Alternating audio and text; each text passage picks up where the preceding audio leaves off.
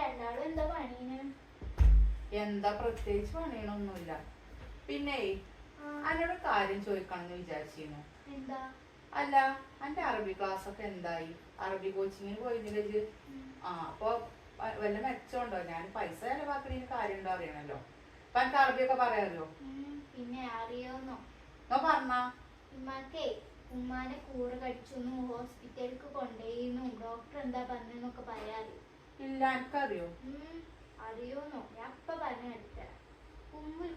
ഉമ്മാനെ കൂറ കടിച്ചു, അന്നെ ഹോസ്പിറ്റലിലേക്ക് കൊണ്ടുപോയി. ഡോക്ടർ പറഞ്ഞു എനിക്കൊന്നും സാധിക്കും, നീ കൊണ്ടൊന്നും സാധിക്കൂല. കേട്ടു പഠിച്ചോ അറബി. എന്തു സാറിനോട് പറയണത്?